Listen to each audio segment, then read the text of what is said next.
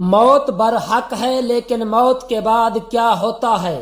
یہ ایک پر اسرار سوال ہے جس نے ہر دور میں انسان کو حیرت اور سمجھنے میں مبتلا رکھا ہے۔ مختلف مذاہب، فلسفے اور عقائد میں اس کا جواب دینے کی کوشش کی گئی ہے۔ آئیے اس کے بارے میں جانتے ہیں ویڈیو کو مکمل دیکھ کر۔ بسم اللہ الرحمن الرحیم۔ السلام علیکم ورحمۃ اللہ۔ موت کے بعد ہر انسان کے اعمال کا حساب و کتاب کیا جائے گا۔ یہ حساب و کتاب قیامت کے دن ہوگا، جس کے بعد لوگوں کو جنت یا دوزخ میں داخل کیا جائے گا۔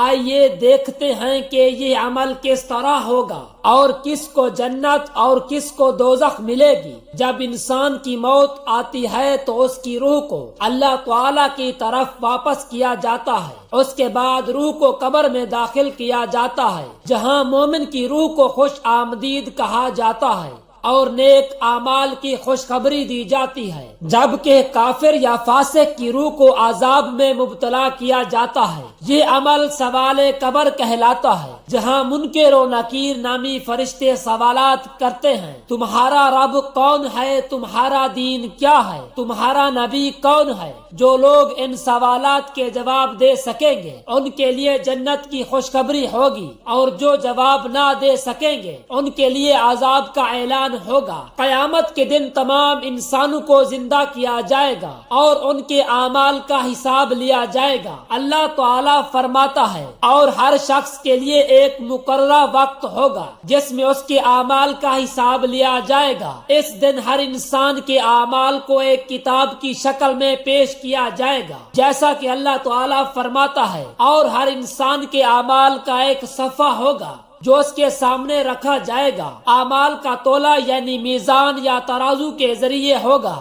نیک اعمال کے پلڑے بھاری ہونے والوں کو جنت میں داخل کیا جائے گا، جبکہ بد اعمال کے پلڑے بھاری ہونے والوں کو دوزخ کی طرف بھیجا جائے گا۔ اللہ تعالی فرماتا ہے، پس جس کا پلڑا بھاری ہوا وہ کامیاب ہوا۔ جنت کی نعمتیں ان لوگوں کے لیے ہیں جو اللہ تعالی کی رضا کے لیے نیک اعمال کرتے ہیں۔ اللہ تعالی فرماتا ہے، بے شک جن لوگوں نے ایمان لایا اور نیک اعمال کیے ان کے لیے جنتوں میں مہمان نوازی ہوگی۔ دوزخ کا عذاب ان لوگوں کے لیے ہوگا جو اللہ تعالیٰ کے ساتھ شرک کرتے ہیں یا نیک اعمال نہیں کرتے۔ اللہ تعالیٰ فرماتا ہے، اور جن لوگوں نے کفر کیا ان کے لیے دوزخ کی آگ ہے جن میں وہ ہمیشہ رہیں گے۔ جنت کا لفظ عربی زبان میں باغ کے معنی میں استعمال ہوتا ہے، اور اسلامی اصطلاح میں یہ ایک ایسا مقام ہے جو نیکوکاروں اور صالحین کے لیے اللہ تعالیٰ نے تیار فرمایا ہے۔ قرآن مجید میں جنت کے لیے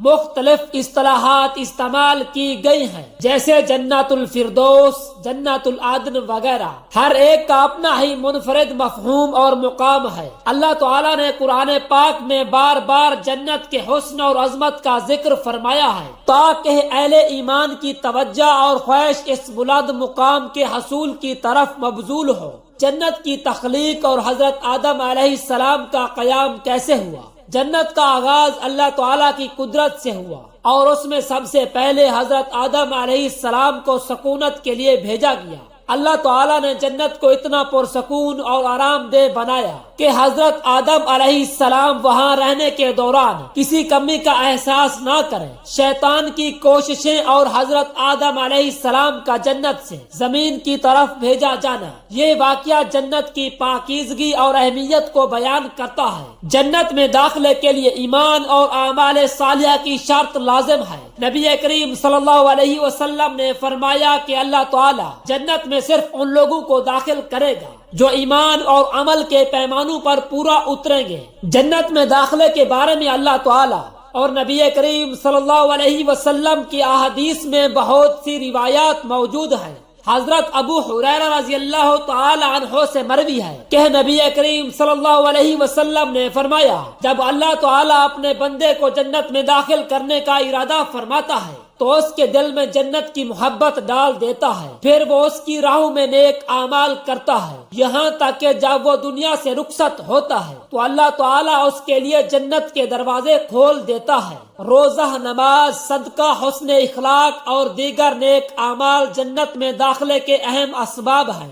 ایک حدیث میں نبی کریم صلی اللہ علیہ وسلم نے فرمایا جنت میں داخلہ بغیر ایمان کے ممکن نہیں۔ اللہ تعالیٰ کی رضا حاصل کرنا جنت کا ایک بڑا سبب ہے اور اس کے لیے تقوی اور اللہ کا خوف ضروری ہے۔ حضرت علی بن ابی طالب رضی اللہ تعالی عنہ سے مروی ہے کہ نبی کریم صلی اللہ علیہ وسلم نے فرمایا جنت کے 8 دروازے ہیں، ان میں سے ہر دروازے کے ساتھ ایک خاص شخص ہے جو اللہ تعالیٰ کی راہ میں نیکی کرتا ہے۔ ایک دروازہ ہے جسے ریان کہا جاتا ہے، اس میں صرف روزہ دار داخل ہوں گے۔ بے شک اللہ تعالیٰ اپنے بندوں کی نیتوں اور ان کے اعمال کے مطابق انہیں جنت میں داخل فرمائے گا۔ جو شخص دنیا میں اللہ کا فرما بردار ہوتا ہے اور اس کی رضا حاصل کرتا ہے وہ جنت کا حقدار بنتا ہے۔ جنت کے باغات، نہریں، پھل اور حسین مناظر کا ذکر قرآن پاک میں مختلف مقامات پر کیا گیا ہے۔ اللہ تعالیٰ نے سورۃ محمد میں فرمایا مومنین کے لیے جنت میں نہریں ہیں جن میں پانی، دودھ اور شہد ہے۔ نبی کریم صلی اللہ علیہ وسلم نے فرمایا کہ جنت کی خوشبو کو انسان میلوں دور سے محسوس کر سکتا ہے۔ حضرت جبرائیل علیہ السلام نبی کریم صلی اللہ علیہ وسلم کے پاس آئے اور انہوں نے فرمایا یا رسول اللہ صلی اللہ علیہ وسلم، آپ کو یہ بات بتا دوں کہ جنت میں ایک ایسی جگہ ہے جس کا نام فردوس ہے، وہاں اللہ تعالیٰ کے نیک بندے رہیں گے۔ اللہ تعالیٰ فرماتا ہے جس نے میری رضا کے لیے عمل کیا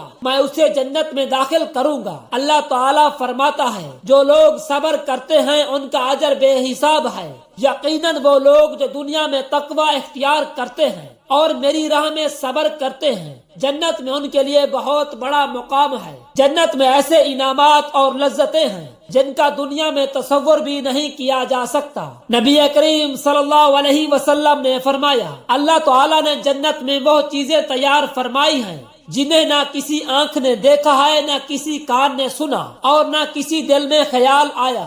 قرآن اور حدیث میں جنت کے ان لوگوں کا ذکر کیا گیا ہے جو اپنے اعمال کی بنا پر اللہ تعالیٰ کی خوشنودی حاصل کر چکے ہیں۔ نبی کریم صلی اللہ علیہ وسلم نے فرمایا کہ جنت میں سب سے افضل لوگوں میں وہ ہوں گے جو تقوی اختیار کریں گے اور اللہ تعالیٰ کے راستے میں اخلاص کے ساتھ عمل کریں گے۔ اللہ کے نزدیک محبوب بندے جو جنت کے مستحق ہیں ان میں ایمان، صدق، تقوی اور صبر کی صفات پائی جاتی ہیں۔ حضرت انس بن مالک رضی اللہ تعالی عنہ سے مروی ہے کہ نبی کریم صلی اللہ علیہ وسلم نے فرمایا اللہ تعالی فرماتا ہے میں نے اپنے بندوں کے لیے ایسی چیزیں تیار کی ہیں جن کا کوئی انسان تصور بھی نہیں کر سکتا۔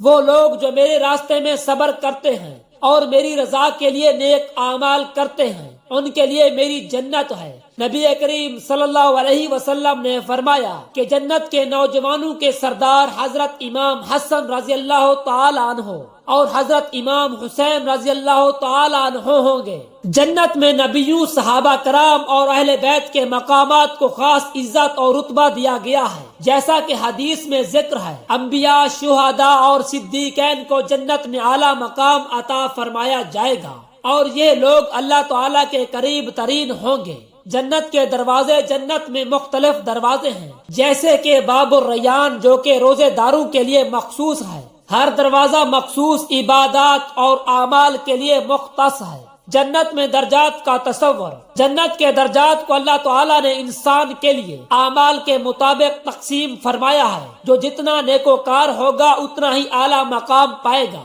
نبی کریم صلی اللہ علیہ وسلم نے فرمایا کہ الفردوس جنت کا سب سے اعلیٰ مقام ہے اور ہمیں اس کی دعا کرنی چاہیے۔ جنت میں مختلف گروہ ہوں گے جیسے شہداء، انبیاء اور صالحین، ہر ایک کو اس کے اعمال کے مطابق انعامات سے نوازا جائے گا۔ جنت میں وہ لوگ بھی ہوں گے جنہوں نے دنیا میں اپنی جان اللہ تعالیٰ کے راستے میں قربان کی اور ان کا مرتبہ بلند ترین ہوگا۔ ان احادیث کا ذکر جن میں مختلف گروہوں کے انعامات اور ان کی عظمت بیان کی گئی ہے۔ جنت میں آخری شخص کا داخلہ اور اس کا انعام کیسا ہوگا؟ نبی کریم صلی اللہ علیہ وسلم کی حدیث مبارکہ میں ذکر ہے کہ جنت میں سب سے آخری شخص کے لیے بھی اللہ تعالی عظیم انعامات محفوظ فرمائے گا۔ اس حدیث مبارکہ کا تفصیلی ذکر جس میں جنت کے آخری شخص کے لیے انعامات اور اللہ تعالیٰ کی جانب سے اس کے ساتھ حسن سلوک کا بیان ہے۔ اللہ تعالیٰ کی بے پناہ رحمت اور فضل کی وضاحت کہ وہ اپنے بندوں کو جنت میں ہر ممکن انعام سے نوازتا ہے۔ جنت صرف ایک مقام نہیں بلکہ اللہ کے قرب کا ایک ذریعہ ہے۔ قرآن مجید میں جنت کے ذکر سے انسان کو یہ پیغام دیا گیا ہے